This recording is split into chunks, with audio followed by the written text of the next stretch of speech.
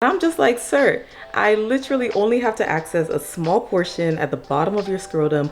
Why are you giving me a full frontal right now? Like, please have some decorum. This is insane.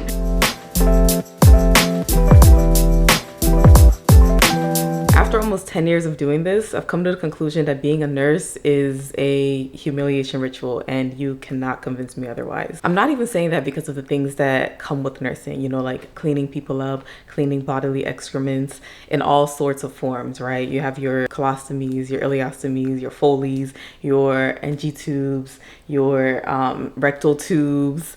It's a lot of tubes. There's a lot of tubes and drains, but I'm not even talking about that because that's just part of the job. You know, you learned about it in school. You knew what you were signing up for, right? That's not a big deal.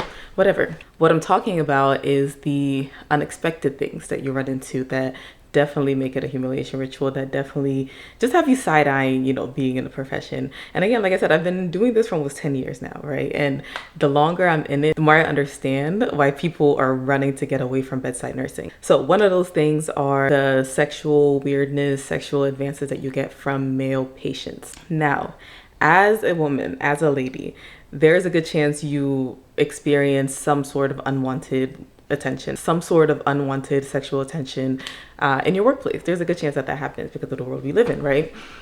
But it's a little different when you have to see this person naked. You have to see this person's private areas. You have to see this person's genitals. One example that happened recently, I had a middle-aged patient, middle-aged man, and he had a wound on his scrotum. So, you know, as a nurse, I have to go and change the wound. And mind you, there are plenty of reasons why I have to look at somebody's crotch, right? But for this guy, for this specific situation, he had a little wound that had to be changed. Tell me why this man literally, like, he couldn't have pulled off his pants faster, right? He like ripped off his pants, spread his legs, and got into bed for me to change his wound. Mind you, most of the time when you have to look at a guy's crotch, right, most of them are usually a little shy, right? Like they'll kind of cover up, they'll just show you what you have to see. You can tell they're uncomfortable, you can tell they're shy, which is what you would expect. But every once in a while, you have the weirdos who use this as an opportunity, right? So again, this guy, he ripped off his pants, he's in bed, his legs are spread wide open, and I'm just like, sir, I literally only have to access a small portion at the bottom of your scrotum.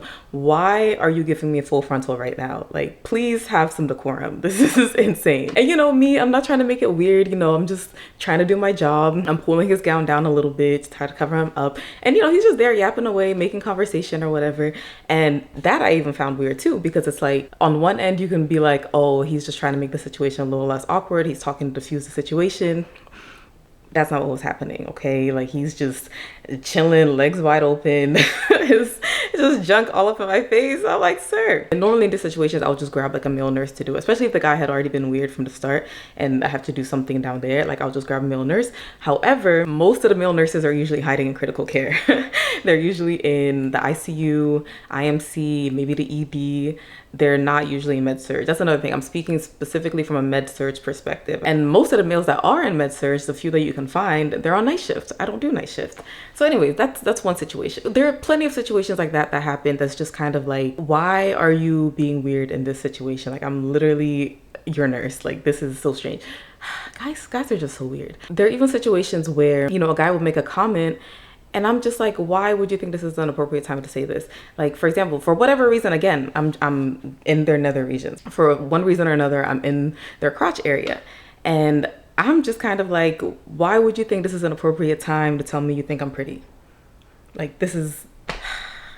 Anyways, there are plenty of examples of just weirdness from guys, right? That's one aspect of it. Another aspect is, even though nursing is a female-dominated field, there is an incredible amount of misogyny. You see it everywhere, right? In very subtle ways. And again, most women experience this in their profession, I'm pretty sure. But again, nursing is female dominated, so you would expect there to be some level of, you know, just equality. There is not. First of all, if you're a male in nursing, like I said before, there are very few, you know, there are very few males in nursing. If you are, I've always told guys, if you want to be, you know, raised up, if you want to be praised, if you want to be just loved for simply existing, get into nursing, because you can be like the most mid, God forbid you're white, the most mid guy on the floor, and you will be regarded as the best thing since sliced bread, right? But again, whatever, no big deal. Where it becomes an issue is when there's clearly a different level of respect for the male nurses versus the female nurses. There are certain times, this doesn't happen often, but definitely happens when, you know, the two nurses walk in or whatever, whether it's change of shifts or whatever, and the patient would automatically think the male nurse is the doctor. Or other situations where as the nurse, you're bringing certain concerns up to the doctor, and you know they're acknowledging what you're saying, but it's very, you notice the difference when it's a male nurse that's bringing up concerns to the doctor, and there's a certain level of respect. The doctor is very much taking in what the male nurse is saying. They're listening to them. They're going back and forth. Like, it's very much a professional interaction, right? Whereas if it's a female nurse, it's not the same. It's just not the same. It's hard to explain, but if you know, you know, like, there's just a different vibe. It becomes even more irritating when the female nurse might even be more educated, right? Like, they might have a bachelor's, the male nurse might just have an associate's, the female nurse might have a master's, they might even have their PhD. You don't know, but there's definitely just a different level of respect awarded to female nurses versus male nurses, right? And then of course too, with the older patients, like the older generation, whenever they are giving some sort of trouble, especially if they're a little confused, one thing that we'll usually do is have a male nurse go in there and talk to them, because they respect them more. They respect them more. They see them as more of an authority figure. So if the male nurse goes in there and is like, cut it out, they'll usually relax, right?